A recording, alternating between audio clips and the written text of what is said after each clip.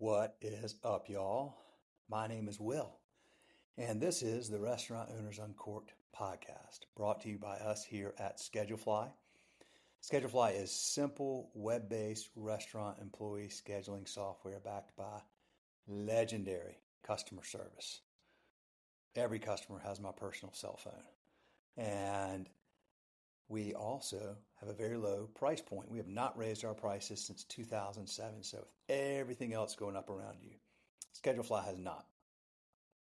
If you are on pencil and paper or Excel, we'll make life easier for you and your team and save you time and save you money. If you are on another scheduling software, you're probably paying a lot of money for things you don't use. If you just want simple scheduling and communication that is reliable and backed by amazing customer service at a low price point, we'll take good care of you.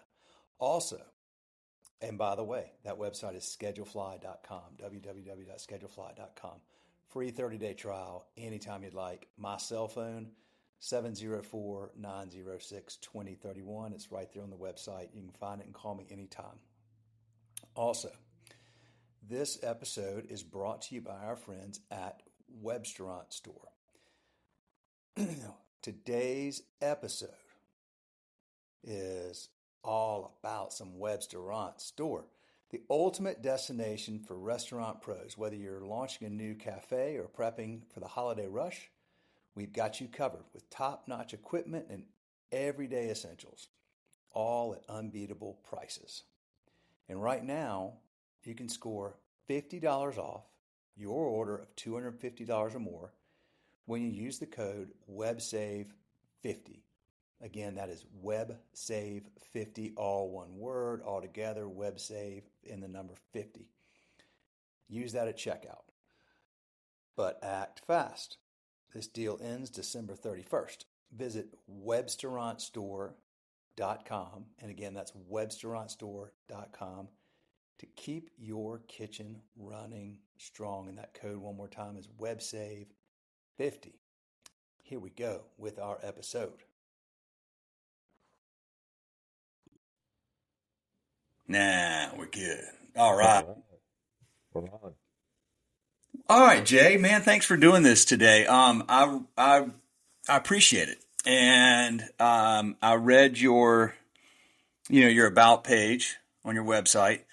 So, one thing I always ask people is, how did you get started in the business? But I already know the answer to that. It sounds like you grew up in the business with your family. Yeah, for sure. At this point, I don't even know what that about page says exactly, but yeah, my parent, I mean, classic immigrant story, right? So my dad, my mom, they've always been in some sort of restaurant business, either working for someone or owning some sort of small restaurant. I mean, we struggled a lot growing up, but I learned to appreciate the business. I'm the only child. They sacrificed everything to put me through college. They said, go out, get a better job, stay out of this business. I did for about 3 years, and then it's tuition out the window because I came right back to it. Well, you gave yourself options. They bought options. So, Yeah, yeah, yeah, for sure. where did your parents immigrate from? So, I mean, we're Korean, so I left, we left Korea. It's an interesting story because we didn't come to the States right away. We took a detour. We went to Ghana, Africa. Oh, wow. And my dad went first in 1986. My mom and I went a year later in 1987. I was six. We lived there for 5 years. And then we immigrated to the States in 92, I believe. So it was like I tell this people all the time. It was like a funny joke because I was six living in Korea. I'd never even seen foreigners that much. And to put me on a plane to Africa, so that was a culture shock. And then from Africa to New York City, JFK, that was another culture shock. I've seen, the States through movies, all that, but like to actually come to the States I still remember getting off that plane. To me, it felt like the coldest early April. I didn't even own a pair of pants. I was wearing shorts and I think some sort of long sleeve shirt. I just remember how cold it was coming from Africa. But yeah, definitely a culture shock. But I was a kid, and you know what kids do, you know what humans do, they adjust really quickly. So, I think I adjusted quickly, and I'm grateful for that move. I'm grateful for where I am today. Okay, I have to ask. Yeah. I get Korea to these states. What caused y'all to go to Ghana, of all places, initially? Yeah, so I mean, for those of you that know Korea, Korea is a very modern country now, but it wasn't in 1986, 1987. I believe it was still like kind of sort of dictatorship. It was going through a lot of government changes. Still a third world country. And the opportunities, I mean, everybody at that point wanted to just pick up and come to the States. It wasn't that easy. It wasn't even that easy to leave the country per se. It wasn't a communist government by any means, but it wasn't a free government and what it is today. I was young, so I don't know exactly. My parents told me the story. It was kind of like, hey, you go to whatever government office and you say, I want to leave the country. They go, if you said, I want to come to America, they'll be like, no, you're not going to America. You don't have any connections. You have no money. So how I think my dad told the story was he got connected to a couple of the guys that were working in a fishing industry in Ghana. There was, just seamen basically, and he basically got permission and a visa to go. So Okay. that's what I mean. It's the goal is always the same with everyone. It's for a better opportunity. So he felt like at that point that was a better opportunity for the family. He opened a Korean restaurant. Give you how ridiculous this sounds now, in Ghana in 1980, 87, 86, I should say. Uh, I mean, there was no ingredients like soy sauce that didn't exist in Ghana. Like kimchi, Napa cabbage did not exist. So the term scratch made is what people choose to do now. Better food, better ingredients, but it was a necessity for him back then. This had to be the only Korean restaurant in Ghana. Oh, absolutely, absolutely, by far, by far. I mean, it was like I don't know what the population of Koreans in Ghana were, but it was I would say 99% missionaries or embassy workers. That was it. Oh my gosh, Yeah. that is crazy. Okay, so well, that makes sense. So he got figured out a way, but the goal was to get to the States, and they made it to the States. And and then started restaurants fairly soon thereafter. Started a restaurant. Yeah, so it was hectic, the move. We lived in Flushing, like many Koreans that immigrate uh to the States back in the early 90s. They worked, job after job.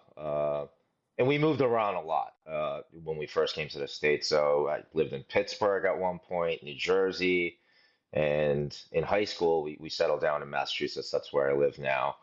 But I think they tried to open small restaurants within probably a year and a half to 2 years. And then along the way, they probably opened about three restaurants in the States. And then the fourth one was when we opened our first restaurant together. I was 20, 26, I believe. Worked in finance for a few years, left that, and we opened our first restaurant called Sapporo. That was in 2007. 2007. Okay, Yeah, you did that with your folks. I did that with my folks. I was still working my 9 to 5 then, so I thought I could do both. I quit my job within, I don't know, I'd say within a month and a half to 2 months.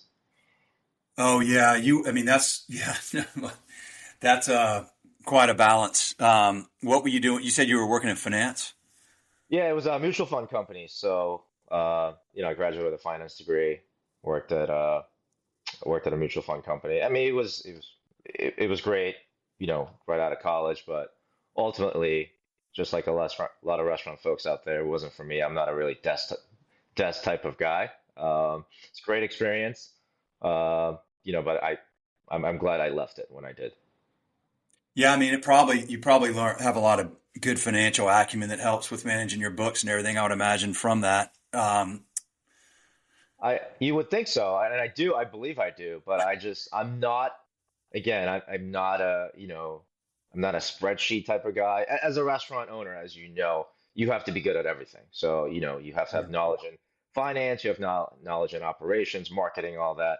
I wouldn't say finance is something that I love doing. I love running a restaurant. I'm more of a visionary. I love creating new things. Obviously, finance is very important. You need to look at your numbers. You need to look at your costs. You need to look at your sales and your profits as well. So I'm not saying that's not important at all. But if I were to choose, finance is Yeah. not yeah not the part of the business I love most. No, I can relate to that. I think a lot of restaurant people can. It's you need to, it's a tough skill set when you have that sort of artistic, visionary view of your business, and you're probably a guy that doesn't like to sit, like you said, you sit at a desk, you move around. I mean, that's a very attractive part of the restaurant business, that needs to somehow be balanced with uh, good, good, at least, awareness of the importance of the financial piece, which I'm not a spreadsheet guy either, and I can't stand it. First of all, I couldn't run a restaurant, so all due respect. I thought years ago, I thought I'd want to like learn everything I could from all these people on this podcast that I talked to, and then open my own restaurant one day. And it didn't take very long of talking to restaurant owners to realize that it's like one of the hardest things you can do. I mean, it really is. It's an incredibly challenging thing to be an independent restaurant owner. The skill sets that you have to at least understand, maybe not master, but you have to learn so many different things to be successful in the business, from managing the financials to managing your inventory to managing your people to how to create an experience that guests will remember and want to come back. And I mean, it basically touches on like every freaking aspect of the economy. It's really, really hard. And I don't think the general public understands even remotely how hard it is to run a restaurant successfully. So I have like built this massive amount of just genuine respect for you and your peers. It's why I enjoy doing this podcast so much, because I always learn, I'm always inspired, and I think that hopefully, we put out content that helps other people understand this, and maybe helps other people understand, like, never mind. I thought I wanted to, because people will listen to this podcast to learn, and some people, and I've heard that before, they're like, man, it seems a lot harder than I thought it was. I'm like, oh, it's way harder than you thought times 10. Like but it's also, I think if you're wired for it and it's in your DNA, which clearly, Jay, it's in yours, because your parents busted their asses trying to get you to go to college to get out from under it. And then here you are back in it. Like, it says a lot about the importance of kind of having it in you, I think, to be able to be good in this business for a long time and in a sustainable way, and not get burned out, frustrated, or, turn to drugs and alcohol or whatever that, is often the case in the industry, where it's so hard and fast. And that happens every single day, that if you're not kind of wired for that, and you don't, and the stress is not outdone by the joy of the experience that you can provide to people that come into your doors and to your team, it'll crush you. It'll absolutely crush you. Yeah, for sure, for sure. You touched two great points, is how hard it is. And I'm not self-gloating, or I mean, I respect all restaurant owners, but I still, less now. I think the public is more educated than 20 years ago. 20 years ago, 10 years ago, people would say, "Oh, I love hosting parties. My wife makes a great blank. I'd love to open a restaurant." And I just tell them, like, you're out of your mind. Like, like, you love making what? My wife makes a great lasagna. I'm like, how about she makes the lasagna 1,000 times a day, and then about 20% of people tell you your lasagna sucks. Uh, and then managing the different people and just you're something you love, you're going to hate afterwards. So keep it a hobby, keep it something you love. The other point you brought up was really good, is like the burnout, right? It's a marathon. I mean, you're there, you're sacrificing your family, yourself, your time for all your guests. But if you just sacrifice that all the time and you don't figure out how to balance your life, whether it's getting good people under you, partnering with great people, you're no matter how good and how excited you are, how passionate you are about this business, at some point you're going to get burnt out and you're going to hate this business. So there has to be a balance. Maybe not in the beginning when you first open, but at some point you have to create that balance and find that balance. I think it's really important. Let's talk about that, Jay, because it is the thing, right? Like if this industry is just littered with a wake of stories of people that had massive passion and talent, but the industry ate them up, and they, had issues with drugs or alcohol, or I mean, it's led to people, just all kinds of mental health challenges. Famous chefs have taken their own lives, and so that balance piece is like conceptually, it's easy to understand. Like, oh, well, yeah, you need balance. But to execute on that is a different story. That's what I always find to be the rub. It's like, yeah, of course, that makes sense. But how do you do that? Like, what are the things that you, as a restaurant owner who has a family, you're married, you have kids, help me out with that. What are some of the things that you like teachable things or repeatable things that you would tell people they should do and make sure they do early in their careers before it gets away? Like, what are some of the things that you do to find that balance? Yeah, so I learned through mistakes, trial and error, Yeah. through suffering, and I think, if I were to do it all over again, I would tell my younger self, I'll tell my younger self this. So when we opened Sapporo in 2007, and then our second restaurant we opened late 2014, 2015, Soul Kitchen, I thought I was a guy that can do two restaurants, and we did, but I sacrificed everything for it. Sacrificed, my kids were, I think, 7 and 8 at that time. Sacrificed my family. My wife was involved with the business because she had to. We just didn't have the structure in place where we can have people run the restaurants for us. We were trying to run both together at the same time, and it just wasn't the right way to do it. We sold Sapporo 2019, and if you think about it, we didn't know it was going to happen, but we sold at a perfect time, late 2019, and because COVID hit Yeah. early 2020. So we sold that. We really believe that was God was telling us, hey, preparing us, like, you can't. Your state right now, there's no way you can run two restaurants through COVID. Uh, and then 2021, we fortunately our restaurant Soul Kitchen now was doing really well even through COVID. This is like, it's almost weird for me to say this, but like our sales during COVID in 2020, between 2020 and 2019, we increased 2%. Think about that for a sec. So Really? it went, and much of the year, like 3 months of the year, was all takeout, right? So it was like we went from serving, I don't know, on a 240 guests on a Friday night to we became like Burger King, wrapping 200 something takeouts overnight. And that's not something that people are like, oh yeah, Burger King. I mean, we weren't built for that, but you had to adapt. But I digress a little. But what I learned through COVID and then 2021 hit, I was like, hey, the restaurant's really profitable. We're really doing great. But what am I really sacrificing? It's not. I'm not going to.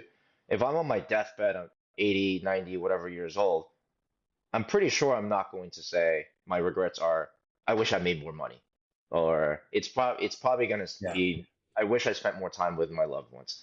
So at that point, I made a decision to bring on uh, partners. So brought on two partners, mostly silent, but they do help with the business aspect. So I sold shares of my restaurant, and then recently we opened our second restaurant together 4 weeks ago. It's a brand new restaurant, same name, Soul Kitchen. And it's right now, I'm back in working in the restaurant like 10 to 12 hours a day. But the thought is, hey, I've done this for a month. I'm going to do this for probably another month. and then I'm going to spend less and less time because toward the end, like when I sold shares of it, I was working maybe once a week, twice a week in the restaurant. I did work outside the restaurant of it, but it was probably the most productive time in my life because I got to spend time with family. I also got spent to I real estate was something I really was interested in and wanted to buy more property, invest in more property. I got a chance to do that. Uh, and I'm still doing that. So if I were to just be stuck in the restaurant working 12 hours a day, 10 days, 10 hours a day, six days a week, there's no other opportunities elsewhere. And there's no there's no time spent doing hobbies or spending time with loved ones. I tried to pick up golf for 2 years, still suck at it, but you know what? I still love the game. Dude, But that's yeah, awesome. yeah. So it's really taught me, and thank God for my partners as well, because I feel like it was a win-win. They got, you know, they got cash flow out of it. They're real estate guys. I sacrificed my cash flow, learned a lot about real estate, invested in a lot of real estate, spent a lot of personal time. We went on more vacations in those 2 years than we've ever have. My parents who have worked their whole life maybe have been on one or two vacations, since we moved to the States. We went on vacation with them 3 times, and they've gone back to Korea multiple times after that. So it was kind of like, hey, we should have done this a long time ago, not waited till now. But you know what the saying is, better late than never. So Better late than never. So, yeah. okay, so you got this new location and you talk about real estate. Do you own your real estate for your two restaurants? No, unfortunately, I don't. I own other real estate. I own some multifamilies. I own a commercial plaza. I tried to buy the not the new restaurant, but the existing restaurant we've owned for 10 years, the Soul Kitchen. But there's a great program out there. I forget what it's called. It's like SD 13. It's like so the bank loans you have, uh, the small business loans you have, and you get this great rate, so you can buy the building that you are doing business in. And it's a 25-year loan, I believe, which is crazy because most commercial loans are 5 to 7 years. Yeah. And so we were all set to buy this building a number of years ago, and landlord after paying like $2,000 in lawyer fees, landlord at the end was like, "No, I'm not going to sell anymore. I changed my mind." So it was unfortunate, but hopefully he'll change his mind at some point. But neither of the restaurants, so we own two restaurants now. Neither of those buildings that we are in, we don't own, but I do own other property. I got you. Okay, so tell me about the new location. Um, are you guys just so same concept, just different part of town? Yeah, so same name, Seoul Kitchen. Seoul's a city in Korea, so same menu, pretty much identical concept. We just wanted to replicate it, bring it to a different town. The first town we're in was Westford. It's a pretty affluent town. It's small town. This one is considered a city, so bigger population, more middle class. I would say we we thought we were going to do well. I mean, no one goes into business thinking they're not going to do well. And I would say in the 4 weeks, it's far exceeded our expectations. You Oh, know, it's been the city and the town, they've been so good to us. You know, through the building process, through the renovations, and then as soon as we open doors, we've been packed every single day, and it's been amazing. But it's also been really busy. Operationally, it's been just every day trying to figure things out. We realize we're understaffed, so we're actively hiring. Just kitchen, front of house, everything. So, but it's a great problem. The other problem is guys are there's no one walking through those doors. You yeah. know, that's a different type of stress. This stress is, I wake up and I'm like, oh my God, I have 70 things things to do, and I can't accomplish them all because we're so busy. So, but it's a great problem to have. So, what do you think is behind that? Is it that you built just a really good um, brand that carries over well? You already had a brand awareness around there. Um, why have y'all been so busy so quickly, do you think? I think it's a combination of a few things. I think there's definitely brand awareness. The distance between the two restaurants, it's only about 25 minutes. Okay. Uh, so I mean, I can tell you why too. It took a long time to remodel this restaurant. It took about 10 months. So there's been a lot of anticipation. I think the demographic for the city, Leominster, is again more middle class, a little bit younger people, starting families. As real estate has gone up, there's been a lot of, younger families that have moved in, uh, single people. I would say, give you an example, our alcohol sales it's a very short data, but liquor sales in our first location is about 18%. Alcohol sales in our second location is about 32%. So you can tell the age difference right there. It's just, not to generalize, but if richer folks in their 60s tend to drink less than, I don't know, younger folks in their late 20s or early 30s. That's just facts. No, So sure. I mean, I'm 50 now. I drink a whole lot less than I did when I was in my. yeah, right, right. So it's not just about the alcohol. Like it's what we've realized is, for our business, the niche is middle to upper class families. It's not necessarily our food is somewhere between, entree prices are somewhere between 18 and $26. So we're not highly, back then that was high prices. Now it's like, average casual restaurant prices. So our niche isn't, we're not like fine dine, where somewhere like, the term is casual fine dine. That's where we are. And I think this location in Leominster is really, we found a real niche in the demographics, and I think people are excited.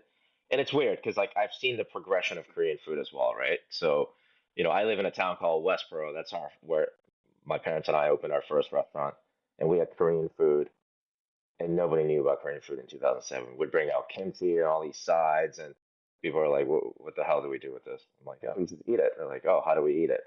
A lot of questions. But now, through a lot of different things, including, Food Network and, social media and all that.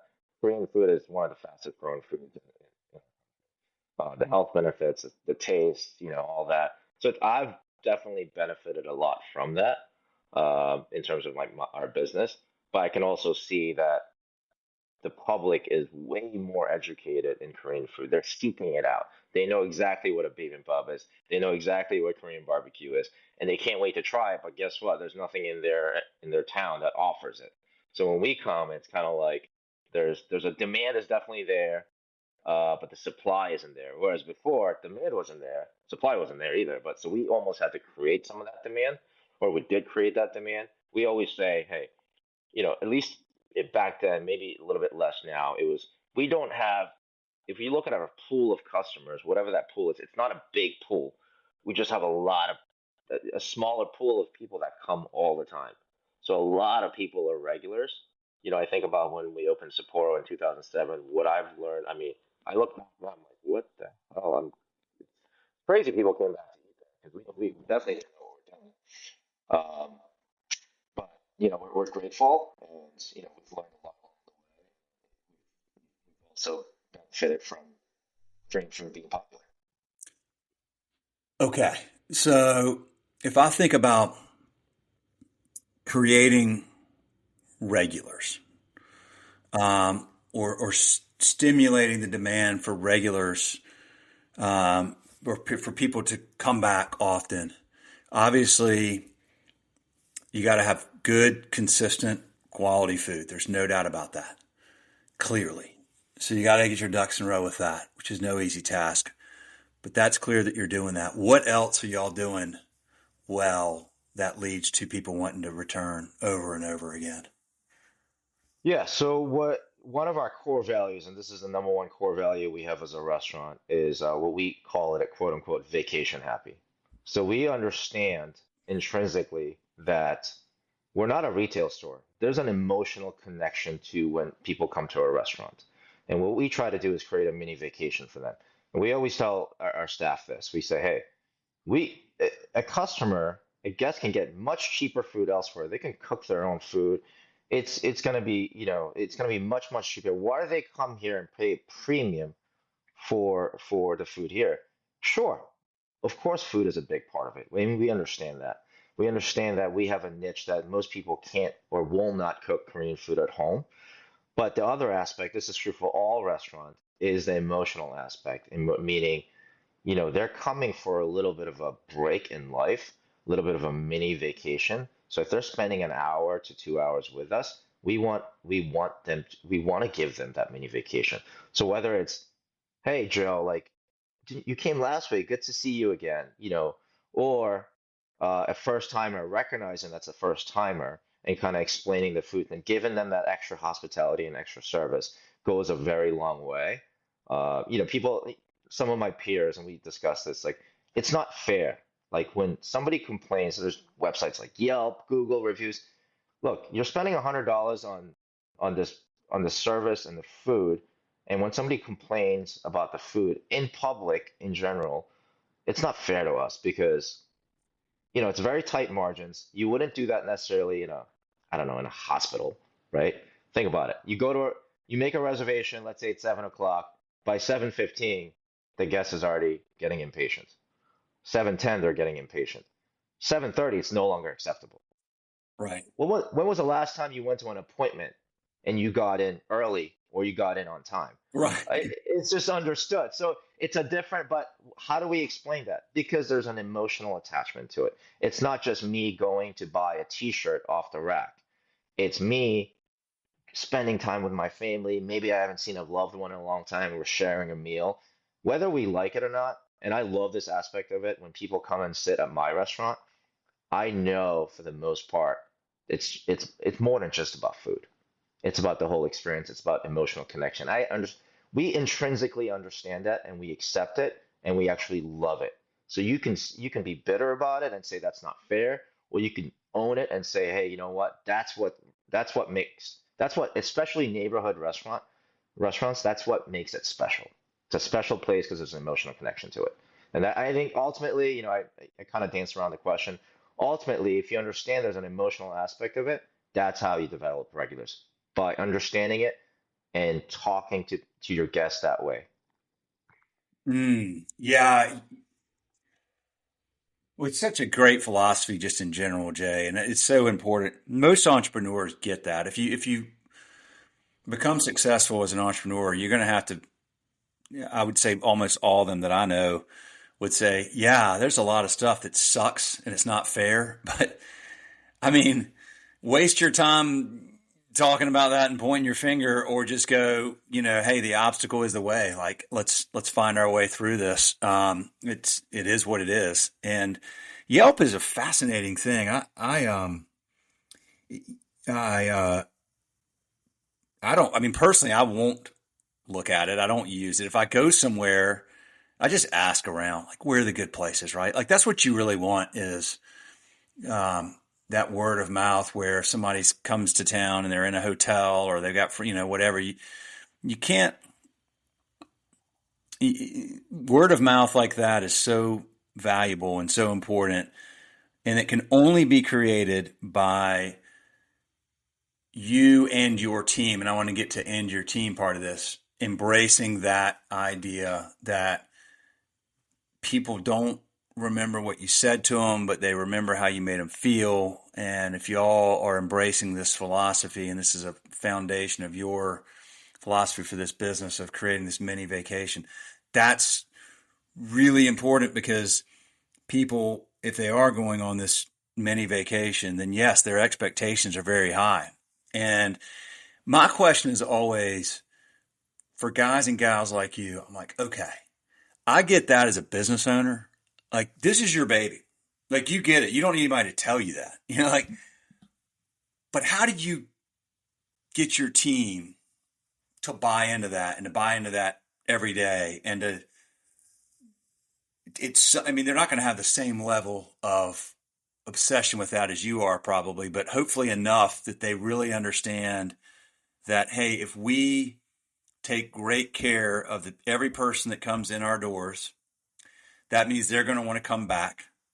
And if I'm just a server or whatever, I should want them to keep coming back, because at the end of the day, it means I make more money. Like if I care about making more money, then it would behoove me to think that way. But most people don't think that way because they're myopic. So that's a long way to ask the question, like, how do you get your team to buy into that? Because I feel like that would be such a big challenge of trying to convey what's on my mind as an owner and how I view this and get our team to buy into that at enough of a level that it's executable on a consistent basis. Especially now, right? So, Especially, yes. especially now. I think the old-fashioned answer is you lead by example. But I think an additional to that is, look, I think people in general, no matter what age you are, if you're a working age, most people are want to make others happy. There's very few percentage of people that actually wake up in the morning and say, "I'm gonna make life miserable for everyone." I really believe most people are good. So if you show them day in and day out how you treat a guest, most people are going to mimic that. Not not only mimic it, and then when they mimic it, and then they feel good about it because the exchange is really great. It makes their job easier, right? Like we're working there, they're working there on a shift 9 hours anyways, 8 hours anyways, and they get a pleasant guest, that compliments them, or they get you back in for the third time, and now you're like a friend. Who's easier to serve, a friend or someone new or someone you Yeah. don't know, right? So it's a rewarding. I really believe it's also rewarding for a server as well to be great to a guest. You have to show them though. It doesn't come naturally. If there's an owner and the owner is kind of like the owner, like, hey, their guests are the enemy, and we're the good guys. Look, that's going to translate to your employees immediately. But if you keep showing that, and then they also see eh, the goodness that comes out of that, I think most people will follow that. Most people will follow that direction pretty well, pretty well. Is it, it seemed like for a while coming out of COVID, it was like almost impossible to find people to work in restaurants. That seems to have leveled out now, which Yeah. helps with that. Um, I'm really pleased to hear how many people are coming in your doors and how much success y'all are having early on and quickly. It's been so weird, Jay, talking to people all around the country, like the last year ish. It's like some places business is booming, and some places in some cities, big cities, well known cities, it's like they're closing their doors after. It's just so hard to put my finger on what's really happening out there. And so much of it seems to happen to be like where you're located. I mean, to be honest, like I would guess, because I don't know, I would just guess like, oh, I bet it's hard up there. I bet it's the labor costs are really high and inflation's been tough, and who knows? Like, I would think it'd be a challenging environment. But what I'm hearing from you, and maybe it is a challenging environment, you are just executing really well. But I'm really glad to hear that. I think the consumer is, in some places, the consumer is a little bit tapped out, or has been. So I just riff on that a little bit, man. Like what's going on in the broader economy and what's happening there locally, and then how do you also have to say that's out of our control? We focus on what we can control, and we're going to win. If we play the long game. Yeah, yeah. I think you're totally right. I mean, what I'm hearing is the disparity as well. Like, if you read the overall economy, we're like, "Oh, it's good, it's good." I'm like, that's not what I'm hearing on the streets, though. Like when you talk to people, like there are people really suffering out there. There are restaurants really suffering out there, Yeah. and they're doing a good job, and they're still suffering. So, you know, it saddens me to hear that. I will say this: we're in the suburbs of Boston. I choose to be in the suburbs of Boston. I honestly, as an independent restaurateur, I don't know how anybody makes a profit in the city of Boston or in Cambridge or even in Somerville now. There's big restaurant groups that do really well. Big restaurant group meaning like they own like 5 or 6 city restaurants. Yeah. Uh, it, I just don't think like a chef-driven restaurant. like if you're a chef owner and let's say you have 2,000 square feet, I don't think you're going to make money. And I see them closing all the time. In the city, it's become really hard to operate an independent restaurant business. It just has. There's several factors going into that. It's, I would say this, the city is right now they just instituted this thing where I don't want to get into politics or anything, but they're making it harder for outside the city folks to come into the city and dine. So they're Huh. limiting what their goal is to limit the traffic of cars. And I get that. There's a lot of traffic. But as a restaurateur, if I knew that, I'd be like, yeah, that sucks. That really sucks because think about people. I mean, Boston's still the place to go. Like, hey, if I'm celebrating an anniversary or a special occasion, I'm gonna go to try to go to a nice fancy restaurant or a chef-driven restaurant. And now that's become harder for me. So that's why at one point in my life, I wanted to open in Boston, and now I'm like, I think the gold is outside of Boston. I really do. I think the gold in terms of rent, in terms of the demand is really some of these suburb towns outside of Boston where the demand isn't really met. Uh, Employee costs. I mean, Massachusetts is one of the higher tax bracket. Higher labor costs. I would say this. It's hard as if you have a small restaurant. Uh, it becomes what I mean by hard is labor costs become so high that as a restaurateur, you try to take on four people's jobs, and then you burn yourself out. I'm not going to deny that labor is a concern. I will say this though, so far, and I know this is gonna, you can see this is not working anymore. People have just increased prices to counteract the labor costs. Just menu prices have just gone up and gone up and gone up. And until recently, the guests were okay with that. But now you're seeing signs that the guests are not okay with that. Like I'm not going to go out and you know, get a chicken breast dinner for $32. That is not okay. Yeah. Before they were okay with it, now it's not okay. So you're seeing signs of that, and I hate to say this, but there's going to be a little bit more suffering out there, especially if you see, maybe the economy going a little bit of a recession. You're going to see a lot of folks impacted by that, a lot of small businesses impacted by that, for Yeah. sure.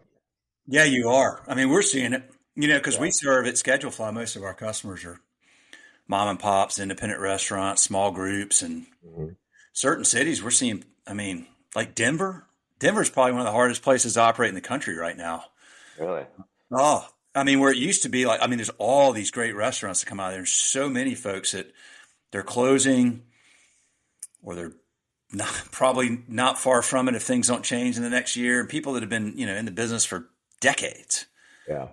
That's a challenging part sometimes of just things that are, truly outside of your control. But yeah, I think it's smart to stick to the suburbs and do it's like sometimes there's this siren song, particularly for people that are um, tapped into the artistic side of their brain and the visionary side and the emotional side. It seems awesome you want to be in this sexy place in the middle of a tent and all that. And that, I mean, that sounds great, especially when you're young and it's all, but like you start going, yeah, but the cost alone, and then you get things like this, like that's, that policy is, I would call it, political iatrogenics. Iatrogenics is this term like in medicine, it's like doing harm when you're intending to do good. It's good intentions, but Yeah. the road to hell is paved with good intentions, right? Like, oh, great, we won't have as much traffic. And all these businesses are like, oh, great, well, we're just going to have to close because of it. Hmm. So good on you to just go, hey, man, like, let's just lay low out here, big fish, small pond, not chase the glitter and the gold, just, be out here with, I mean, the end of the day, it's where the families are. People don't want to, people less and less, especially if you're raising a family, you don't want to live in the heart of the beast necessarily. You may work there, but you want to come home to the suburbs. And so that's cool. It's good to hear. And then you've got, okay, so you've got location 2, and you've got a couple of partners. Are your folks still involved in the business? So the restaurant, our first location, my parents still work there 3 to 4 days a week. So when I sold shares, um, we gave them an option. Hey, but you can't tell. It's hard to tell someone that's been working their whole lives to all of a sudden just stop working. Mhm. That is that's suffering for them. So I think Yeah. they're in a perfect niche. Well, I think they're in a perfect niche. They seem pretty happy. Where they're working 3 to 4 days a week. Like I said, they take month-long vacations. They went to Korea for a month this past summer. Uh, they went to Europe for 12 days. And then the year before they went on a European cruise for 14. I mean, this is stuff that, a lot of people do, but for them it's stuff that they've never done. So, I think hopefully they're really happy. They're in a good niche where they definitely impact the business greatly. It's a positive, definitely a lot of positive impacts. I would say my dad's been doing this so long that I tell you the consistency is our key. There's a Korean dish people love. It's a kimchi stew, right? And we've had people that have that come from when I was in high school working at my parents' restaurant in Worcester, and they were like dating at that point, and now their kids are like whatever, like 18, and they still come to our restaurant now. They're like, you know what? Their kimchi stew still tastes the same from like 1996. And I'm like, that's an awesome compliment. That's the Yes. consistency. That's because my dad's been cooking. So um, a lot of great impacts of my folks being there. So yeah. I forgot your initial question. I kind of went off on a little Well, side note. no, I mean, it's good to hear that they're still there, and it's good to hear they've got that right balance. They'll never want to stop working, probably. I mean, when especially in this business, when you love it, Yeah. it's hard to get away from it. I mean, I know a guy, restaurant group owner out west. He's owned restaurants for like 40 years. He keeps trying to hire a CEO to come in and run it because he thinks he's going to, kind of semi-retire. And Yep. he's done this twice in the last like 10 years. It works for like 2 or 3 years and he can't help it. He's like, never mind. He Yeah, just yeah. No, I hear that. I hear that a lot. can't You get know, away from it. you can't. You can't. I back to what you were saying before was also like there was a point in my life where I was like, oh, I want the accolades. I want to win a James Beard. That'd be my dream. But don't get me wrong, it's nice. It's an awesome. I respect the hell out of anyone that because I know how much work and effort and talent that takes. But I'd say this, it doesn't pay the bills. You might get some publicity for a while. You know more restaurants than I do. I have a list of 12 restaurants that are won accolades after accolades, but they're not profitable or they've closed. So at Yep. the end of the day, you still got to pay the bills and you still have to make money, and that is truly important. You can't chase those accolades and just chase it for as trophies because at the end of the day, it's still a for-profit business. And if you keep chasing that and you don't think about your finances, back to the finances, you're not going to be there for your guests to serve. You're not going to exist. Listen, man, I bet you, like if you went, okay, it is massively important to me to win a James Beard or to be nominated or whatever. I mean, you can will this stuff. I mean, I do believe that. I think you can manifest this stuff if you focus on it. The key is the if you focus on it piece, because if you focus on it, sure, you could probably make it happen. But the if you focus on it means that you're not focused on the blocking and tackling and the, quite frankly, like, you could call it boring part of the business, which is just execution. And that's true in any business, I mean, like we could focus on, oh, we want to be on the cover of, Entrepreneur magazine or something and probably make that happen. It's, you know what I mean? Like, while the business suffers and while we're not doing the things that, like, you know, you need to do to just make the business work and profitable every single day. It's a business, so it should create a profit. So let's focus on that. But that gets boring, right? Because it's like doing the same things. I mean, the food tasting the same as it did it. For some people, it's like, oh, we got to change things up. I go, no. Like, actually, the more things change in today's world and the more shiny and new and glittery stuff we're exposed to, and the more we see on, like, the more we just freaking crave somebody that just nails the basics every day. I go into this restaurant, and every time I go in there, the food tastes the same, and the host or hostess smiles, and the server is present and intentional, not on their phone. And like, just get the basics right. People want that so bad these days. I had this conversation with my kids over Thanksgiving. My kids are 20 and 19 and 15. And I was especially talking to my daughter, you know, because You look young. You look young for having a 20, 19, and 15. oh man, I tell you what, I would look a lot younger if I didn't have kids, but they're well worth it. As you know, they're well worth it. Yeah. But I was telling my daughter, I'm like, Bella, the bar, it's like, unfortunately and fortunately, the bar for the basics is so low right now. And I was telling her, she was talking about like her like summer job or summer intern. I'm like, look, whatever you do, let me just give you this advice. I promise you, you'll be a star if you do these things. Show up when you're supposed to show up. Do what you said you're going to do.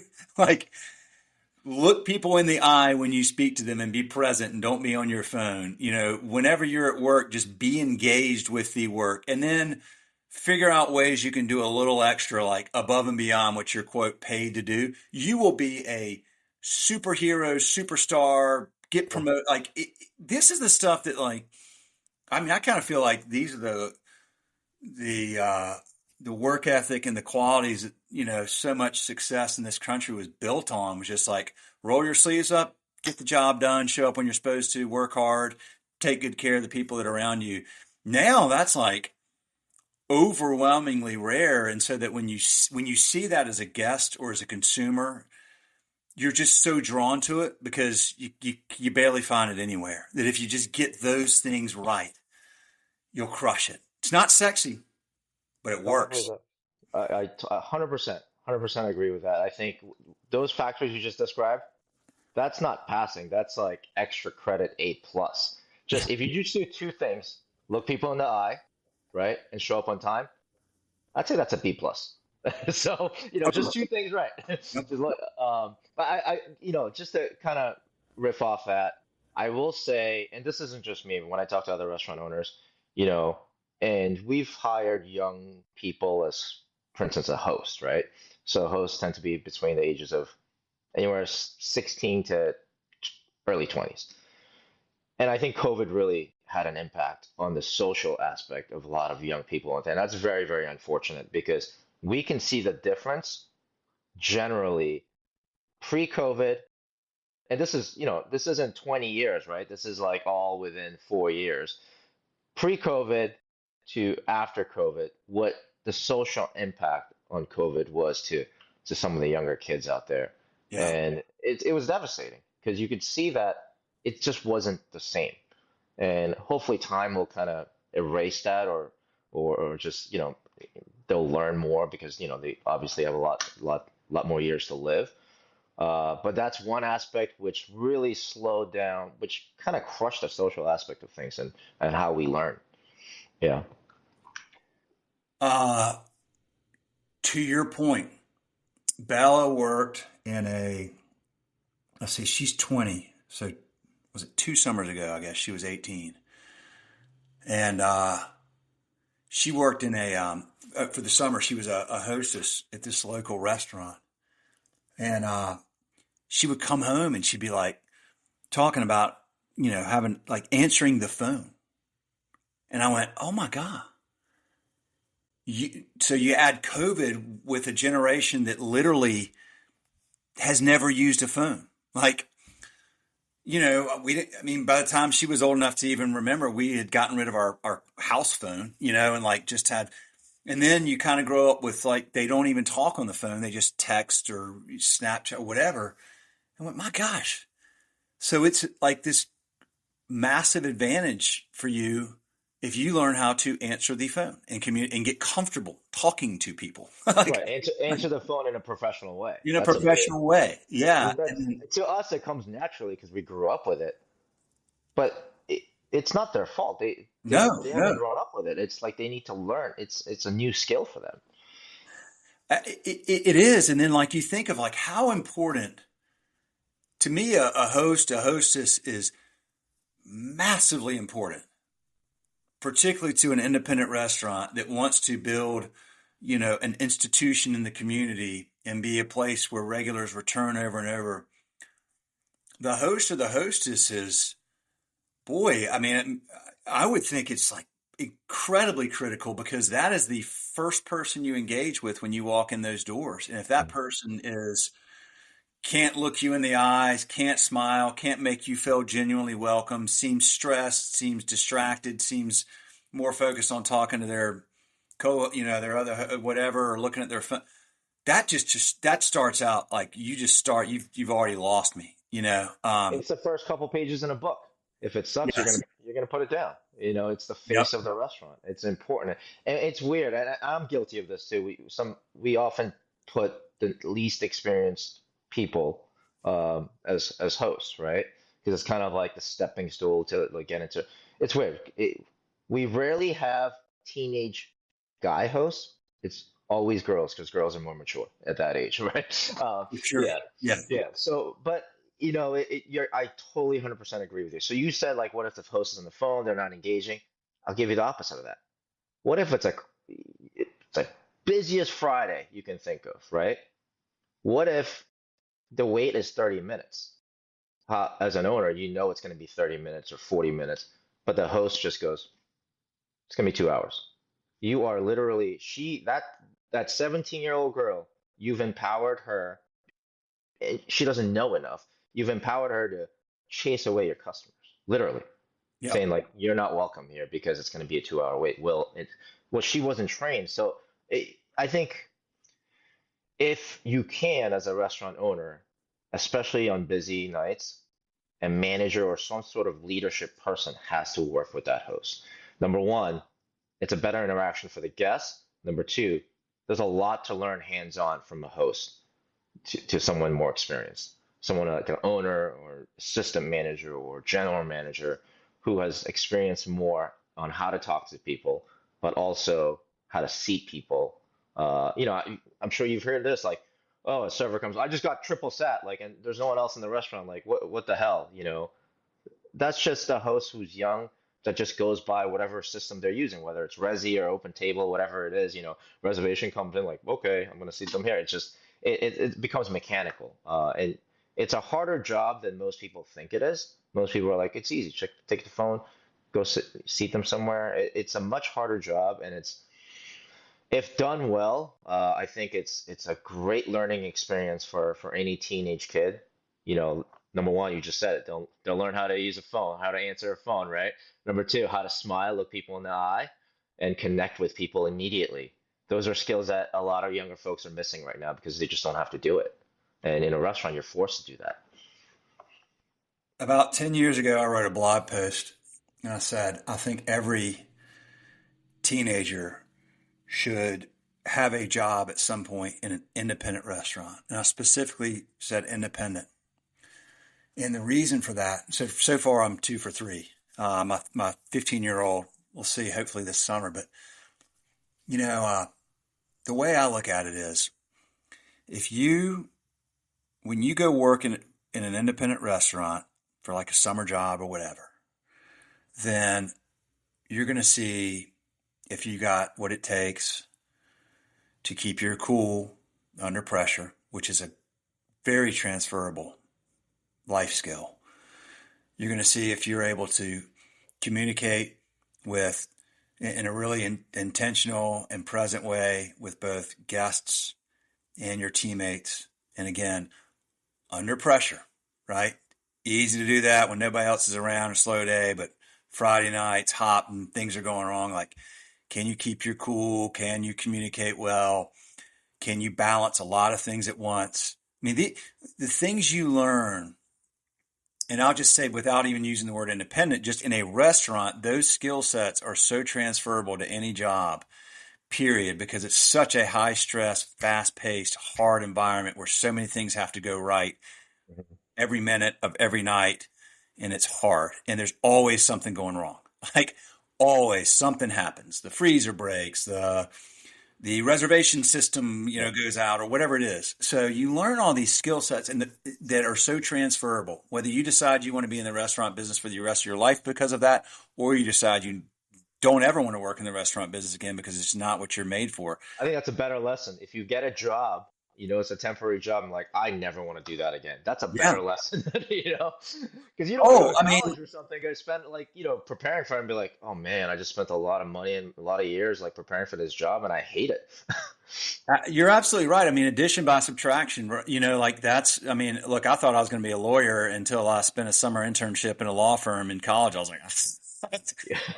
these people are all stressed out all the time. I don't want to do that. But, the reason, so I think that what I was, articulating in that post would apply to any restaurant job. But then you throw in the independent piece. And this is where I think it's really fascinating is if you work for an independent restaurant, you're going to, I mean, if you're just a host or a hostess or whatever, like just for a summer job or a dishwasher, you're going to get to know the person who owns the business. Like you are going to interact with that owner. This is their livelihood, their lifeblood, their baby.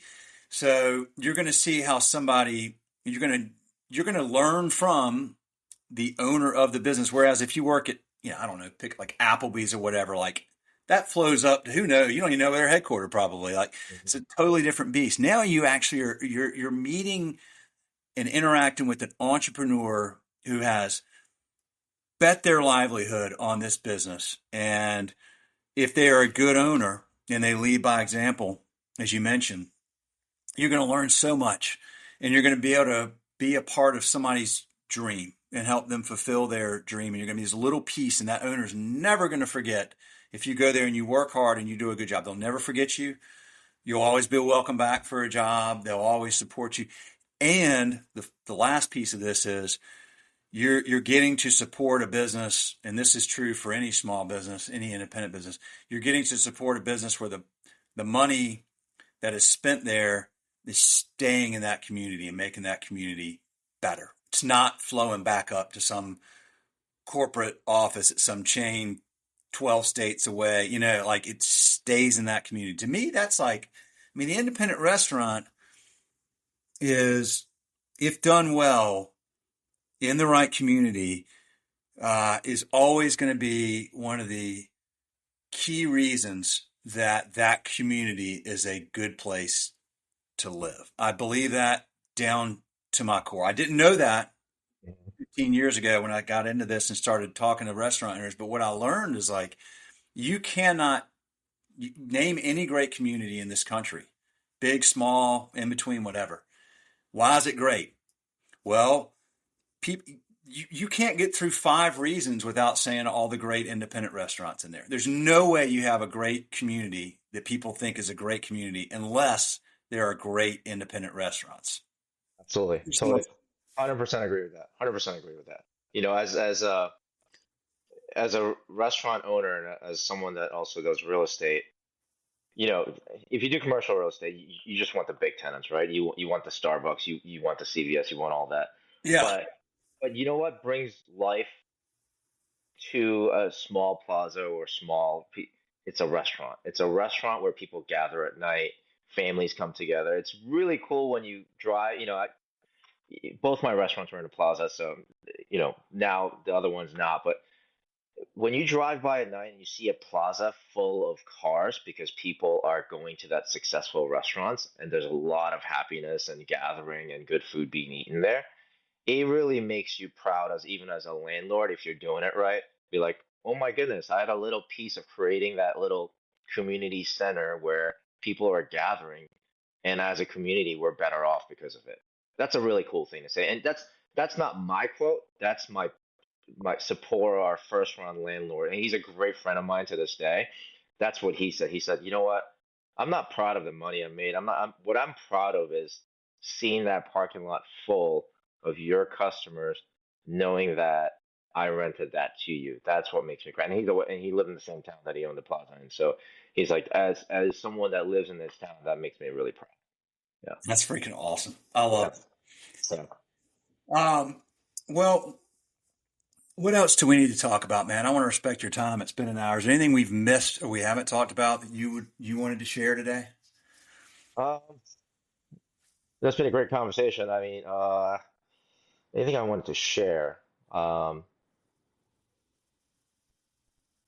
I'd say just, one thing I did want to say was when we opened our restaurant in 2007, I kind of said, I made a lot of mistakes. I can't believe I did that. I can't believe people came back.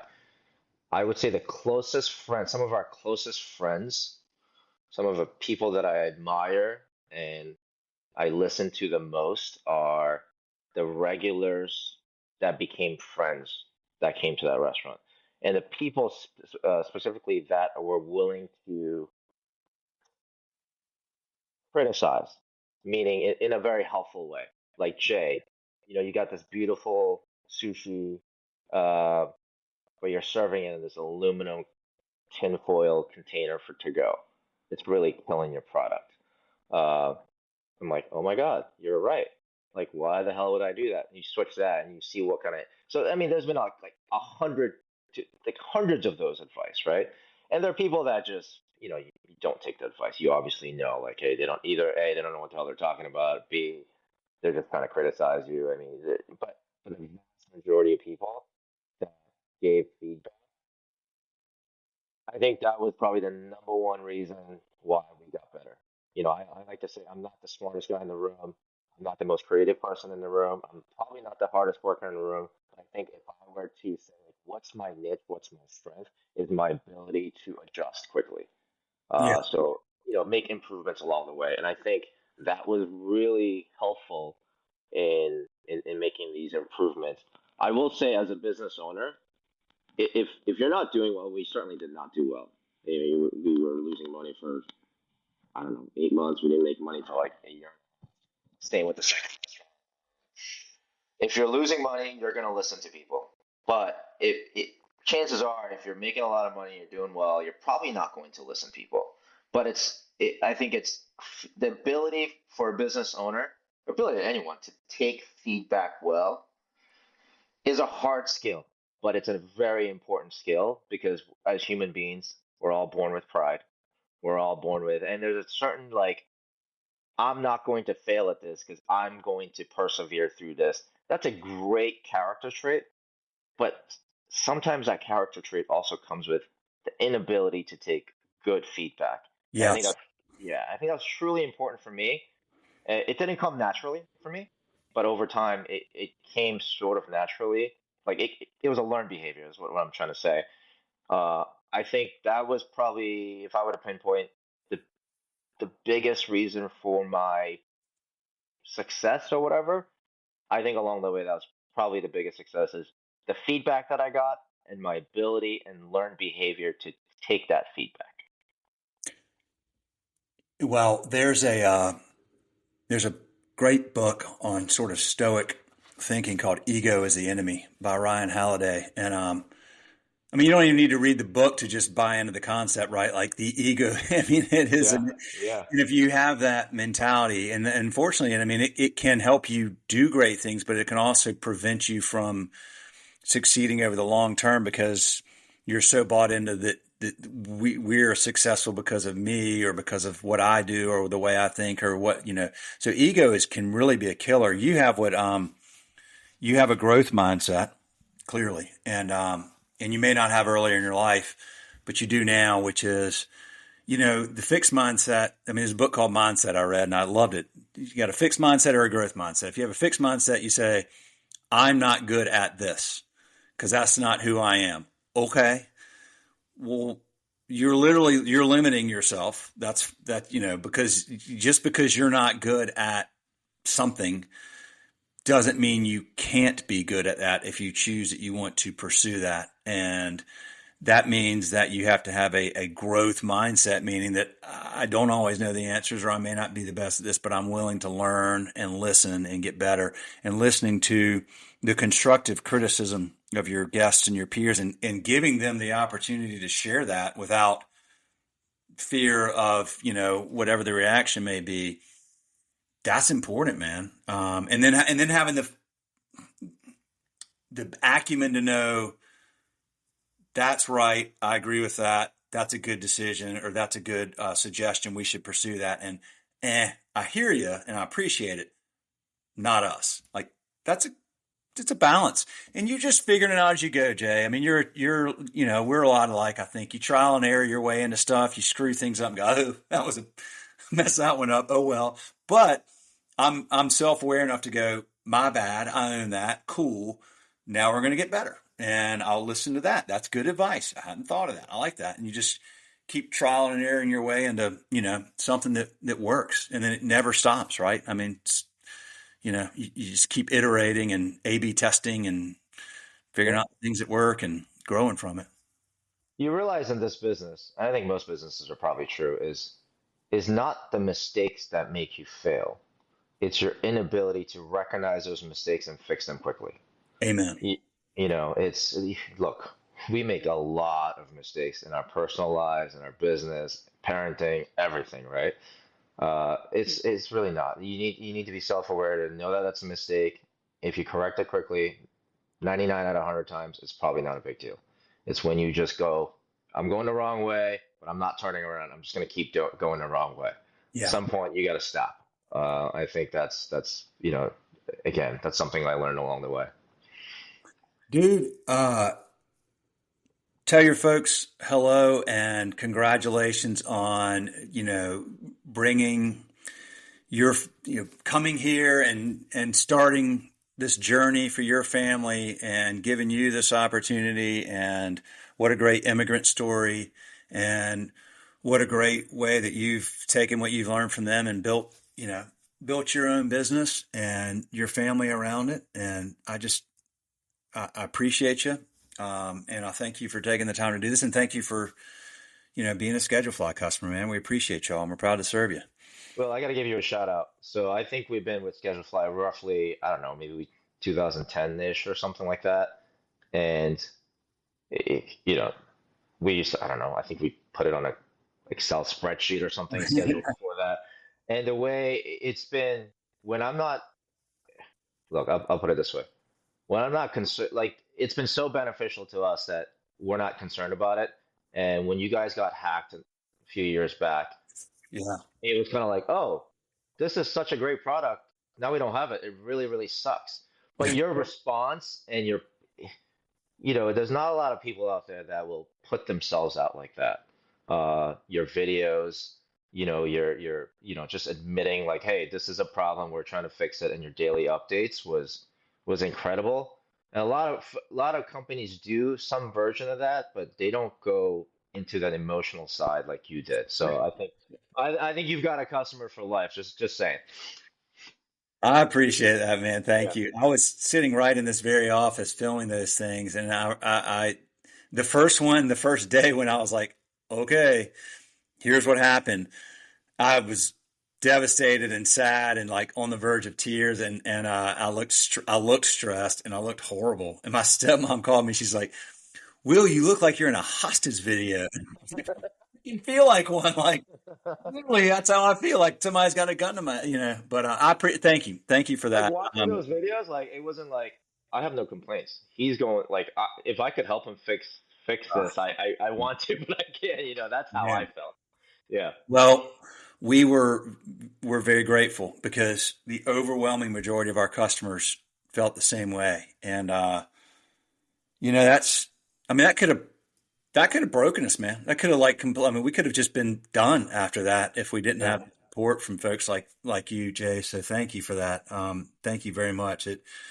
It means the world, because as you know, as a small business owner, this is our baby and this is our livelihood. And when you have somebody that's,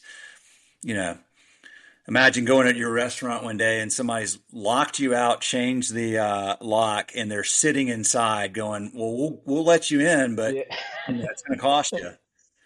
You're like, holy fuck. Yeah. So, but thank you. Appreciate that. There's no playbook for that. I mean, we don't follow any playbooks. I didn't get an MBA. We just try to listen to our hearts and do what's right. And, what's right is be honest with your customers, as hard as it may be. So appreciate that very much, man. Thank you. Yeah. Thank you. Thanks, Will. Good talking. All right, man. Have a good one. Take care. All right. You too. Bye. Bye.